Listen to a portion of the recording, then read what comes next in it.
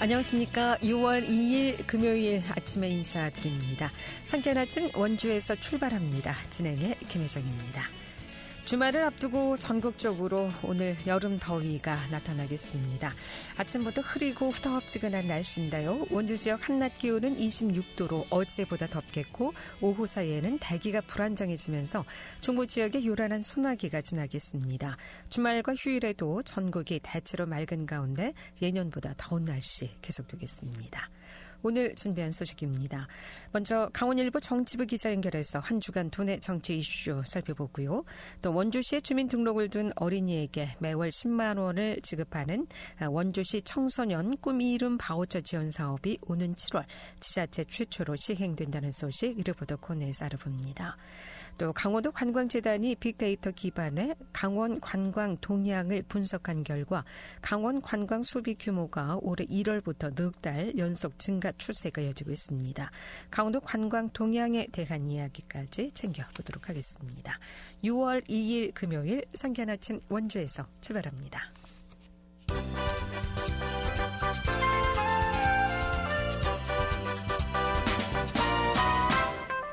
헤드라인 뉴스입니다. 강원도가 지방재정 건전성 강화를 위해 전국 최초로 강원형 재정 준칙을 도입합니다. 재정 준칙은 재정 건전성과 단순성, 유연성 등 3대 기조로 운영됩니다. 주요 기준은 통합 재정 수지상 강원도의 적자 비율을 최대 3%로 한정하고 실질 채무 비율은 5% 이내에서 관리하게 됩니다. 다만 이 같은 기준은 대규모 재난재해 시에는 면제됩니다. 이 같은 재정 준칙은 다음 달 강원도 의회의 심의를 거쳐 내년부터 적용될 예정입니다. 이달 11일 출범하는 강원특별자치도의 도민 이해를 돕기 위한 시군 순회 설명회가 잇따라 열립니다.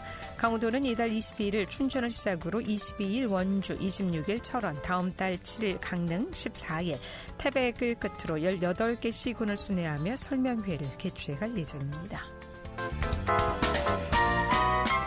강원도가 시군의 신규 공모관 지방 정원 계획에 대한 평가를 마무리해 그 결과에 관심이 모아지고 있습니다.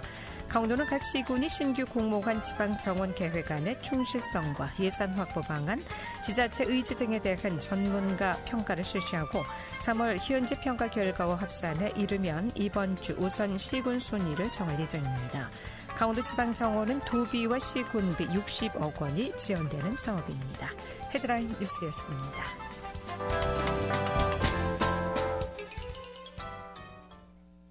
네, 먼저 도내 정치 이슈 강원일보 정치부 이하늘 기자 함께하겠습니다. 이하늘 기자 연결합니다. 여보세요? 네, 안녕하세요. 네, 안녕하십니까? 자, 6월 11일이면 이제 강원도에서 강원특별자치도로 새롭게 태어나게 되죠. 지난주 전부 개정안이 통과된 데 이어서 강원도가 특별자치도의 특례를 담은 강원특별자치도 설치법 3차 개정에 착수했다는 소식 먼저 들어보겠습니다. 네, 2차 개정안에 빠져 있었던 특례를 비롯해서 강원도 지역의 권역별 미래 먹거리 육성을 위한 사업 특례에 방점을 찍는다는 계획인데요.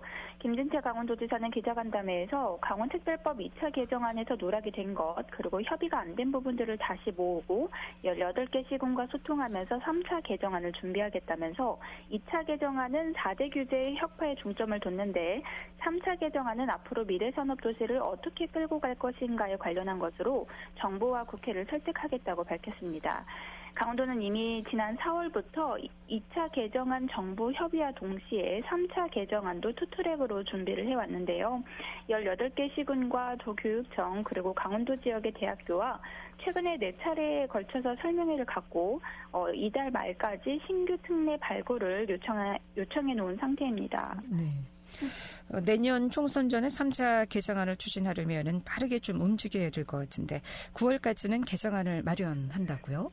네, 시군과 또 교육계의 특례 취업이 끝나게 되면요, 9월까지 특별자치도 전문가의 자문단, 그리고 강원연구원 등 워킹그룹의 검토를 거쳐서 3차 개정안을 마련한다는 계획입니다. 또 10월부터는 18개 시군별로 도민공청회를 연 후에 올해 안에는 개정안을 발의할 예정인데요. 2차 개정안의 경우처럼 의원 입법 발의를 할지 아니면 특별자치도 지원위원회를 통한 정부 입법 발의를 할지는 아직 결정되지 않았습니다. 네. 자, 그렇다면 이번 3차 개정안은 어디에 중점을 두고 있습니까? 네, 앞서서 2차 개정안의 핵심이 군사, 산림, 환경, 농업 등 4대 규제 완화였다면 이번에 3차 개정안은 산업 육성과 주민 삶의 질 개선을 위한 사업 특례에 중점을 두게 되는데요.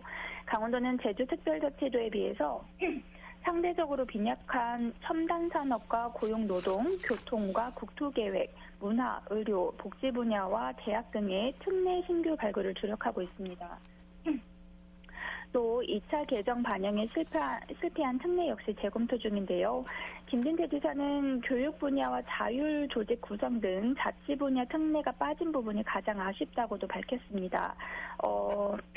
실제로 개정안 초안에 있었던 부지사 명수와 또 공무원 정원 기준 확충 등이 담겨 있었던 자치 조직권에 관한 특례, 그리고 도의회 의원 정수와 지역선거구 특례와 의원 정책 지원 전문 인력 확충, 그리고 의회 기구와 또 정원에 관한 특례 조항들이 삭제된 상태인데요.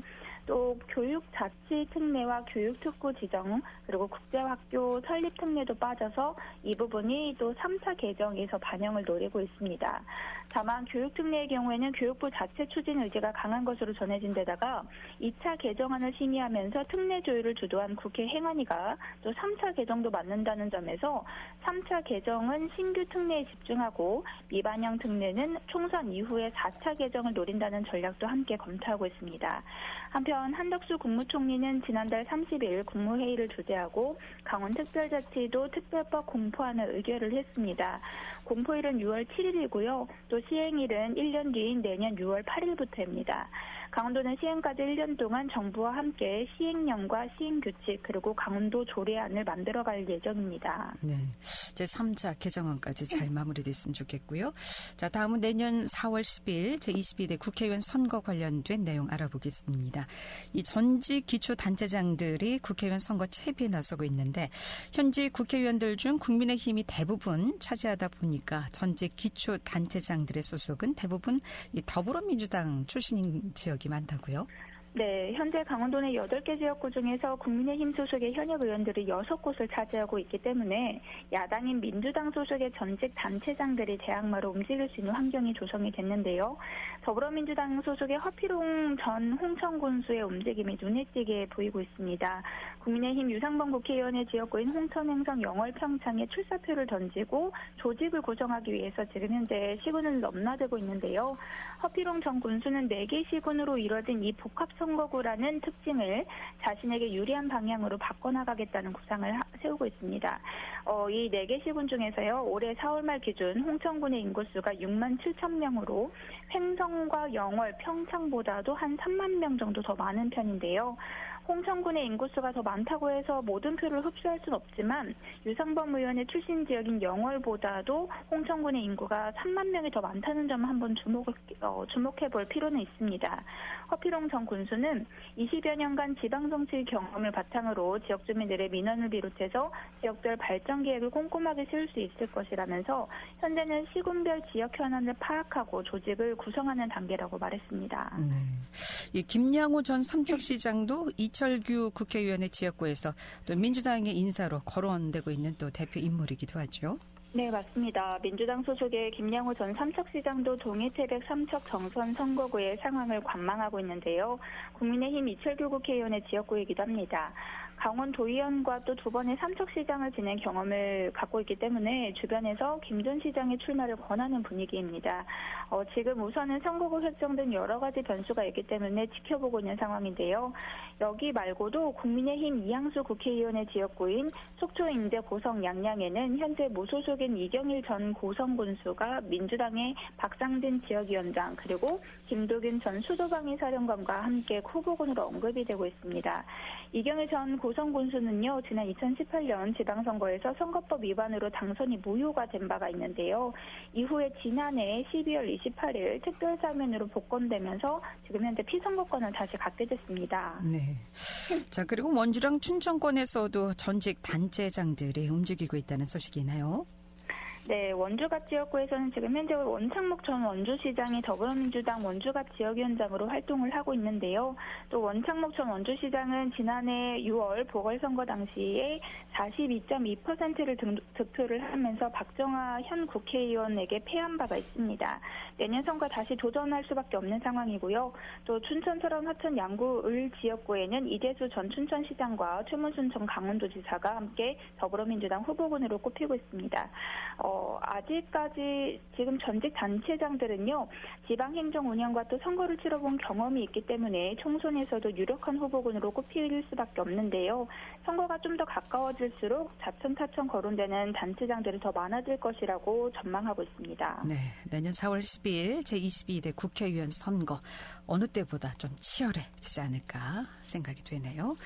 자, 그리고 인천 전세 사기범 남모 씨가 연루된 동해안권 경제자유구역 망상 1지구 특혜 의혹과 관련된 소식 몇 차례 전해드린 바도 있는데 현재 감사 중인 강원도가 최문순 전 강원도지사에 대한 수사 의뢰 수순을 밟을 것으로 보인다고요? 네, 강원도 감사위원회가 지금 현재 언론을 통해서 제기됐었던 각종 의혹들이 대부분 사실로 확인되면서 수사가 불가피하다는 입장을 정한 것으로 알려졌는데요. 강원도 감사위는 망상지구 감사 결과 사업 제안서 심사가 불공정했다라는 보도가 사실임을 확인을 한 것으로 알려졌습니다. 2017년 7월 남시책과 또 외국계 자본인 경쟁업체가 각각 이 경자청에 제출한 사업 제안서를 제출을 했는데요. 경자청은 2017년 7월 11일 외국계 자본의 사업 제안서를 접수를 했는데 17일 날 남시책과 예비사업자 시행을 위한 양해각서를 체결하게 됩니다. 또 외국계 자본의 사업 제안서 심사는 남시와 양해각서를 체결한 후에 열흘이 지난 27일에 이뤄진 것으로 확인이 됐는데요. 감사위는 이 같은 절차와 관련해서 공정한 심사 과정이 없이 사실상 이 남시책의 몰아주기 정황이 의심되는 것으로 보고 있습니다. 그리고 또 사업자 지정 당시 법이 정한 규정을 어긴 사실도 확인이 됐는데요. 이에 따라서 최문순 전 강원도지사와 전 경제자유구역장장 등 정책 결정자에 대해서 경찰 국가수사본부에 수사 의뢰를 하는 것으로 잠정 결론을 내렸습니다. 강원도는 5일 감사위원회 의결을 거쳐서 최종 감사 결과를 발표할 예정입니다. 네. 감사 결과가 또 어떻게 나올지 좀 지켜봐야 될 것 같습니다. 예, 고맙습니다. 잘 들었습니다. 네, 감사합니다. 강원일보 네. 정치부의 이하늘 기자였습니다.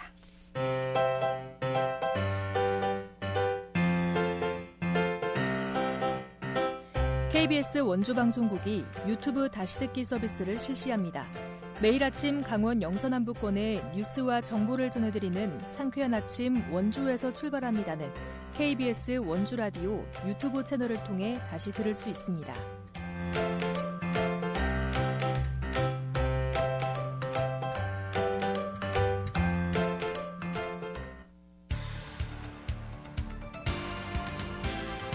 알찬 정보, 생생한 현장의 소식을 전해드립니다. 리포터 현장. 네, 지금 시각 8시 45분 정각입니다.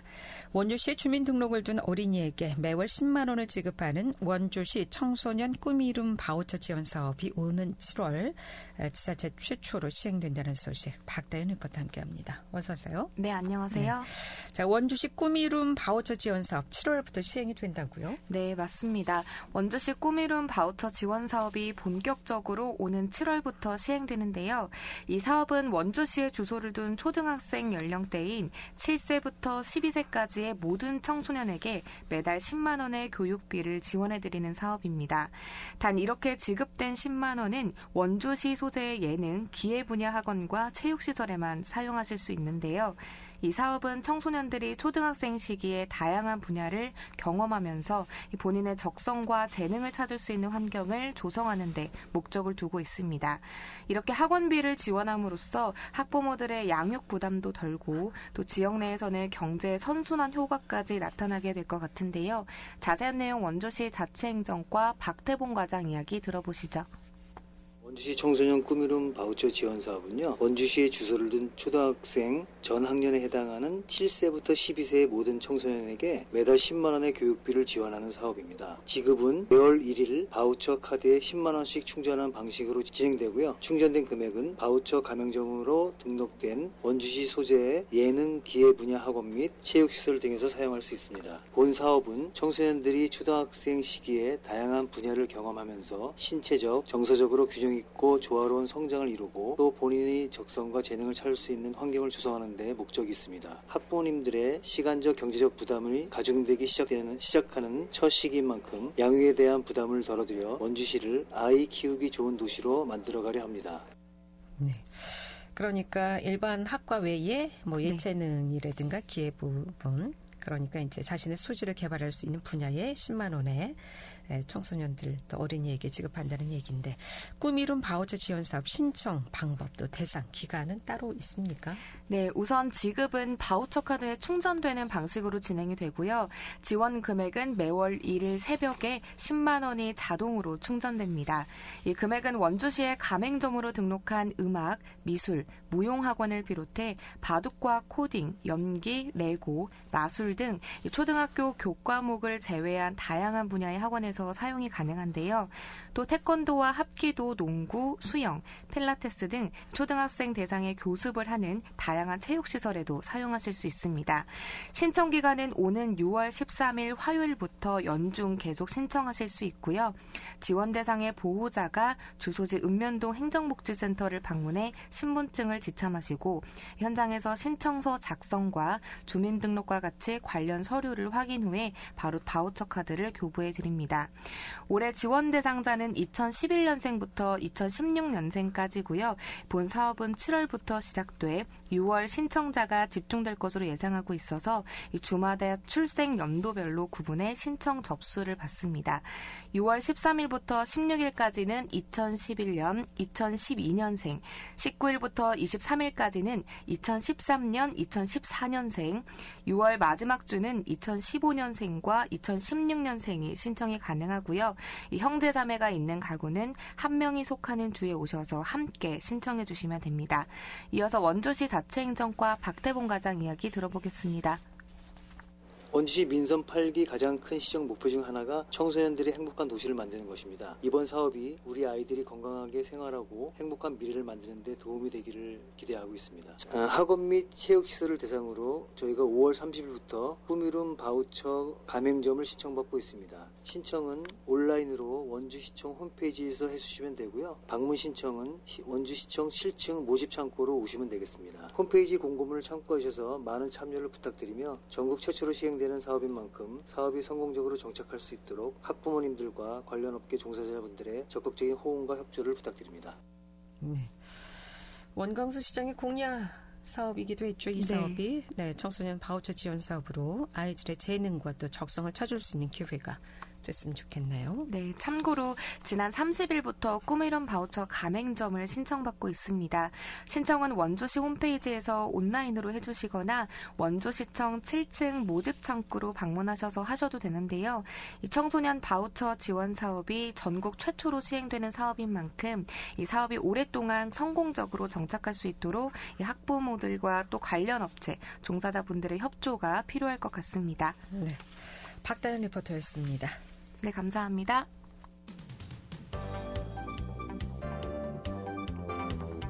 생생한 현장, 유익한 생활 정보를 전해드리겠습니다.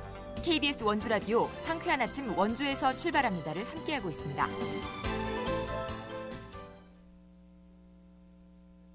네, 강원도 관광재단이 빅데이터 기반의 강원 관광 동향을 분석한 결과 지난 4월 강원 관광 소비 규모는 1,639억 원으로 지난해 같은 기간보다 6.3% 증가한 것으로 나타났습니다.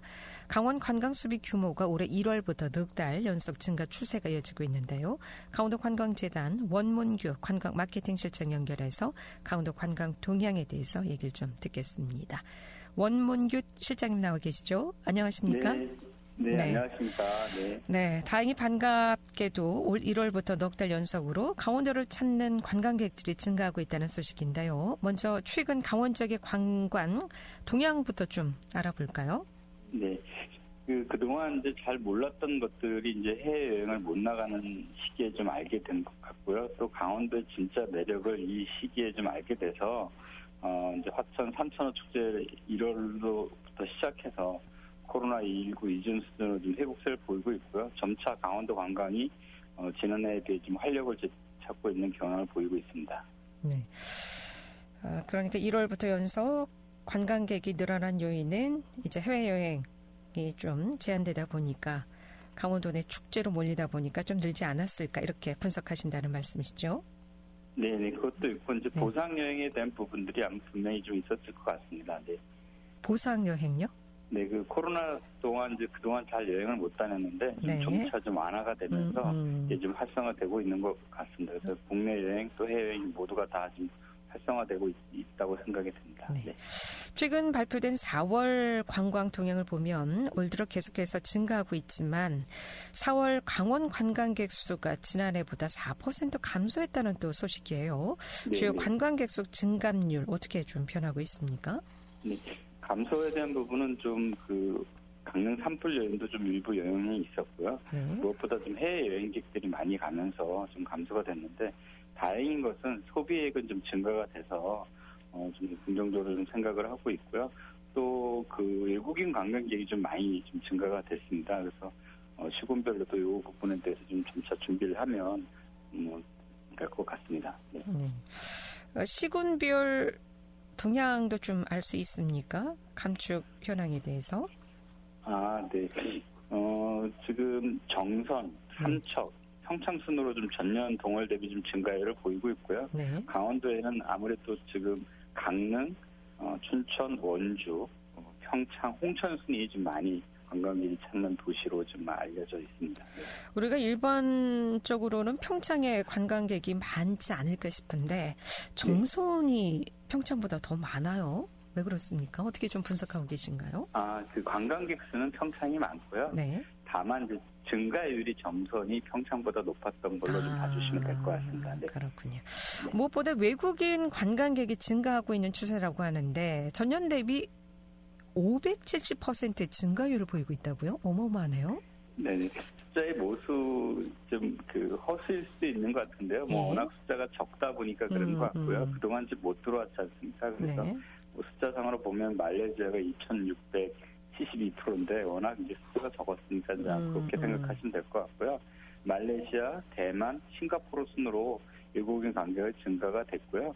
요거는 아마도 이제 10월에 입국할 때 PCR 검사의 폐지라든지 11월 무비자 입국 제도 이런 부분들이 좀 요인으로 좀 추정이 되고 있습니다.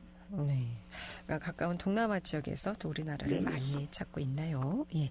자, 그리고 올해 4월은 코로나 여파가 잦아들면서 봄나들이 하기에 좋은 시기였습니다. 봄꽃 관광지가 각광을 받았다고 하는데 가장 인기를 끈 관광지가 있다면 소개 좀 해주시겠습니까? 네, 4월 달에 있었던 삼척 맹방 무척꽃 축제에서부터 시작이 됐고요. 또 춘천에서도 강원 도립화목원이 있었는데 이게 예년에 비해서 야간 개장을 좀 했었습니다. 그다음에 양구에 식물원도 있었고 이런 부분들이 좀